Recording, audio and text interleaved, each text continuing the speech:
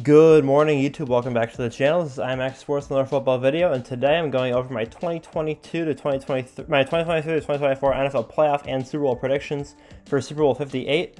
I do predictions on the channel every single week, and so for this week, every couple of weeks I do Super Bowl prediction videos. I update them, so this is my preseason prediction video for the Super Bowl predictions for this year. In this video, I'm going to be going over all of my record predictions for each team, as well as my playoff predictions. I did record predictions on my picking every single game of the season series, but these are my official record predictions, as those were just based on individual games. The one thing I will note is that I do have this slightly weighted towards the AFC. Not much. I have the AFC winning 4 extra mutual games than the NFC. So out of the 80 games that the AFC plays against the NFC, I have the AFC winning 44 and the NFC winning 36. So I have the AFC winning +4 over the NFC in those games. So let's get right into it. First off, in the first seed, we have the Bengals at 13-4. Second seed, Chiefs at 12-5. Bills, third seed, 12-5. I think that everyone will agree that these are the 3 best teams in the AFC. There are some people who will say that the Jaguars or the Ravens or the Jets have a chance of being one of those top 3 teams, but I think that the Bengals, the Chiefs, and the Bills are the most consistent teams at the top, and I have the Bengals at the 1 seed. I think that this will be the year that they really step it up. They made it to the Super Bowl a couple years ago, but this year I think that is going to be their most complete season with Joe Burrow on the roster. At 11-6, I have the Jaguars at the 4 seed and the Ravens at the 5 seed. I think that Jacksonville is going to take a step up from last year. Last year they finished 9-8 or 8-9, one of those two, and they ended up winning their division. And then they beat the Chargers in the first round playoff game. I think that this year at 11-6 is a fair record for them. I think that they're going to bring in that momentum. Trevor Lawrence is going to have his first exceptional regular season. He'll make the Pro Bowl, and I think that the Jaguars will have a pretty decent team going into the playoffs. The Ravens I have at 11-6. I think that if Lamar plays the full season, they'll be 12-5. If he misses some games, they'll be 10-7 or 9-8. 11-6 is kind of in the mix where maybe he'll miss 3 or 4 games, but the Ravens will still have a good record. In the 6th seed, I have the Jets at 10-7. I think that the Jets are a very strong team. I think that their floor is probably somewhere around 8-9, and their ceiling's somewhere around 12-5 probably. I think that Aaron Rodgers could be hit or miss with this roster, but last year they were 7-3 before Breece Hall was injured, and they had those serious quarterback issues. So I think that without those serious quarterback issues, and with Breece Hall back, and the addition of Dalvin Cook, and the addition of Allen Lazard, I think that the Jets at 10-7 is a pretty reasonable prediction. Next, we have the Chargers at 9-7-1 and the Dolphins at 9-8. I think that the Dolphins have a team that's better than 9-8. I really do. But I'm just concerned about Tua. I'm concerned about his health. I'm concerned about the team in general. They just always seem to find a way to miss the playoffs if it's at all possible, even if they have a very good team. So I think that this year is another one of those years where they'll find their way to miss the playoffs if they can. With the Chargers at 9-7-1, the reason why I have them with the tie is mostly because of the Broncos. I really don't want to put the Broncos at 7-10 or 8-9. I really just think that they're a 7-9 team.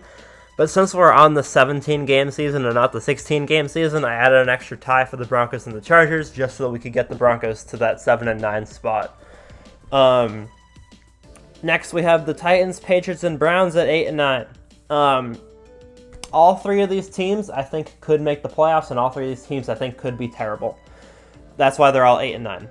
I think that the Browns could be anywhere from 5-12 to 12-5. We really have no idea how Deshaun Watson's going to play. I think it's most likely that they'll have a slow start to the season. They have a tough first few games. Deshaun Watson will take some games to get into it. I think they'll probably start 2-3, 1-4, and then towards the end of the season, they'll come on really strong. Maybe finishing 8-4 or something like that. The Patriots, I think, could be anywhere from 6-11 to 11-6. So a little bit smaller window than the Browns. I think they're more likely to be decent, but they're less likely to be great. I think that 11-6 is a fairly reasonable ceiling, but I think that 8-9 is the most likely record considering how hard their schedule is. Although if Bill O'Brien and everything on the offense clicks and Mac Jones has a breakout year, and everything works correctly, then they could have a pretty decent season. In the 9th seed, I have the Titans at 8-9. The Titans, same as the Jets, started 7-3 last year, and they finished 7-10. But there weren't that many major things that went on to do that. I think that this year, the addition of DeAndre Hopkins is huge. That's huge for them, and I think that it'll be a big boost for them. At the bottom of the AFC, we have the Steelers, the Raiders, the Colts, and the Texans. The Steelers and Raiders I both want to have higher than 7-10 because they both have very strong teams, but there's just so many teams in the AFC that are complete teams. Some of the teams just need to be towards the bottom, and even though the Steelers and Raiders do seem like complete teams, the Raiders are switching over quarterback position, and the Steelers, I just don't see the same type of talent in the Steelers that I do in most of the other AFC teams. The Colts are at 5-12. They just don't impress me, and if Jonathan Taylor is a little bit on the fence because of the contract situation, that could be tough. And then I have the Texans at 2-15, basically just getting clobbered. In the NFC, I have the Niners at 13-4, the Cowboys at 13-4, and the Eagles at 12-5 at the 5 seed. My 3rd seed is the Lions at 11-6, and my 4th seed is the Saints at 8-9. I was going back and forth in the Saints between 8-9 and 9-8. I think that it's more than likely that we get another losing record divisional winner in the NFC South. I think that the Saints could finish 9-8, but I think that the Alvin Kamara suspensions are going to hurt them a little bit. And also, I personally just don't trust Derek Carr. Last year, everyone was saying that the Raiders are going to be in the playoffs. They're one of the best teams in the league. They're so good. But I cannot trust Derek Carr until I see him perform well on a good team. So that's why I have the Saints at 8-9 instead of 9-8. The Niners and the Cowboys, I think, are going to be the two strongest regular season teams in the NFC. Not necessarily playoff teams, but regular season teams.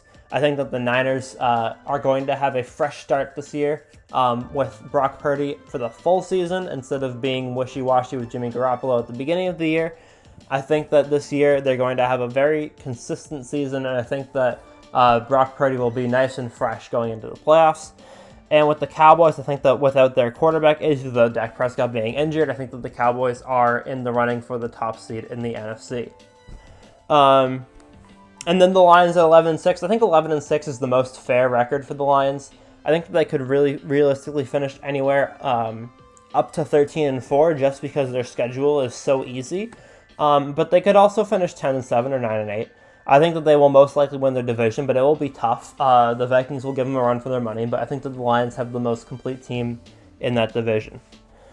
At 11-6, I have the Seahawks, and at 10-7, I have the Giants. The Seahawks and Giants are both strong teams carrying over from last year. Those two teams could both be fighting for playoff spots, even if they're the AFC as well. I think that the Seahawks added a lot of good rookies in the regular season, but we'll need to wait and see over the postseason. But we'll need to wait and see how they play during the regular season. And the Giants, I think, didn't impress me as much as I thought that they would towards the end of the year last year, but they still have a strong team, and a lot of their stuff will carry over. I have the Vikings at 9-8. They didn't impress me in that playoff game, and they lost Dalvin Cook. I think it'll be a tough guy to replace. I think Madison will play well, but I just think that the Vikings will take some time to adjust, and I think that 9-8 is a fair record for them right now. I have three teams at 7-10, the Packers, Panthers, and Bears. The reason why these three teams are at 7-10 is because these are the teams where I have their floor around 5-12 and their ceiling around 9-8. I think that they could be playoff teams. I think that all three of these teams could be playoff teams. I think that the Packers could be, the Panthers could be, and the Bears could be. It really just all depends on how consistent their quarterback play is. If Jordan Love works out for the Packers, then the Packers could be a very strong team. If the Panthers have their offense clicking, if everything goes well for them, the Panthers have a very well-structured team. So I think that the Panthers could be good, but it needs to click. I need to see it click. And same with the Bears.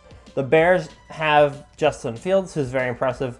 They have the makings for a good defense, but it didn't show last year. And they have some decent offensive weapons. I think that they could be a good team, but I need to watch them click. The Commanders and Falcons are in the league of their own at 6-11, mostly because the Falcons, I think, have a lot of talent, but I just don't realistically see them taking that next step up over the Panthers. And with the Commanders, they have a strong team like they did last year where they finished 8-9. I just think that their schedule is much harder this year than last year, and I think that it's going to hurt them. And I think that 6-11 is probably a fair record prediction for them. Although I think that 7-10 and 8-9 are both realistic. In the bottom three, we have the Rams, the Buccaneers, and the Cardinals. I have the Rams at 5-12, the Bucs at 4-13, and the Cardinals at 3-14. The Rams have lost some pieces, and Cooper Kupp is now on IR. Before Kupp was on IR, I had the Rams higher, but now that Kupp's on IR, I had the Rams losing some extra games. The Buccaneers at 4-13, I think is fair. They lost Tom Brady, and last year they were 8-9 anyways. I think that they'll lose a couple extra games simply because they no longer have Tom Brady, but also just because the team just doesn't seem like it was clicking last year. I don't think it'll click this year. And then the Cardinals were one of the worst teams in the league for the majority of last season, and I think that will most likely carry over unless Kyler Murray takes a massive step up. They also lost Hopkins, too. Just a lot going on with the Cardinals. So, in the first round of the playoffs, I have the Jets beating the Bills, I have the Chiefs beating the Chargers, and I have the Jaguars beating the Ravens. I think that the Jaguars-Ravens game will be the most interesting. The Jaguars-Ravens game and the Jets-Bills game are both going to be very interesting games. And obviously, Chiefs-Chargers is also a divisional game. These are some pretty exciting AFC playoff matchups. I think that the Jets, Aaron Rodgers will use his playoff experience to help him win that first-round game against the Bills. The Chiefs, I think, will have a fairly decent game against the Chargers just because they always play their division well. And then I think that the Jaguars are going to beat the Ravens just because Trevor Lawrence played exceptionally well in that second half of the playoff game against the Chargers last year, and I haven't seen that same thing from Lamar other than that one playoff game a few years ago. In the NFC, the one seed was the Niners. I had the Cowboys beating the Giants. I had the Lions beating the Seahawks, and I had the Eagles beating the Saints. I think that in the NFC, these are much more clear-cut matchups than the AFC going into round 2. I think that the Cowboys matchup against the Giants is pretty straightforward. It is a divisional game, but the Cowboys should win that most times. I think that the Lions match up well against the Seahawks. They lost to them last year in that tight, close three-point game. But I think that this year, the Lions' defense will improve, and should be able to handily beat the Seahawks. And then the Eagles beating the Saints, I just think that that's a major mismatch for the Saints. In these matchups in the divisional round, I think that the top seeds have the advantage, obviously, but I think that the biggest and most likely upsets are the Jaguars and the Lions. The Jaguars beating the Chiefs and the Lions beating the Cowboys. I think that Trevor Lawrence is one of those guys who I don't think that right away he'll be winning a Super Bowl or anything, but I think that he's the guy that could finally upset Patrick Mahomes in his runs of getting to the AFC Championship game every single year. The Chiefs obviously were a Super Bowl team last year, but I think that this year the Jacksonville Jaguars could potentially make a run to beat them in the playoffs. As for the Lions, I'm just a true believer in the Lions. The Lions are my NFC team this season. I want the Lions to succeed. This is probably mostly biased. I think that the Cowboys probably match up well against the Lions, but I just believe in the Lions. I believe in their team, and I believe that they can make it to the NFC Championship game. I think that the other two games are a little bit more straightforward. I think that the Bengals should be able to beat the Jets. I think that that's a good matchup for them. And then the Eagles-Niners game is an interesting matchup, but I think that the Niners have a more complete team going into the season, even though Jalen Hurts is a better quarterback than Brock Purdy. Last but certainly not least, we have the Super Bowl. I have the Bengals beating the 49ers 26-23. The Bengals are my all-in pick this year. Every year on the channel, I've selected an all-in pick. Last year, I didn't really announce it. I was kind of saying the Bills were my pick, but I didn't really announce it. And they had a good season, but didn't have like this phenomenal season. The previous couple of years, I had very good picks that just didn't turn out. I picked the Seahawks in 2020, and I picked the Cardinals in 2021. Both of those teams started undefeated for a while. Both of those quarterbacks, in Russell Wilson and Kyler Murray, started off the season as MVP frontrunners. Russell Wilson was on track to break records, but both of those teams kind of died around week 13, and then they never came back up, and their teams ended up losing fairly early in the playoffs. So this year, I am all in on the Bengals. I think the Bengals have the most complete team in the league. And I think that Joe Burrow is going to prove that he is a Super Bowl champion this season. So thank you guys for watching. I hope you guys enjoyed. Make sure to leave a like if you enjoyed the video. Subscribe to the channel if you're new. And I'll see you guys all in the next one. Peace. Enjoy week 1.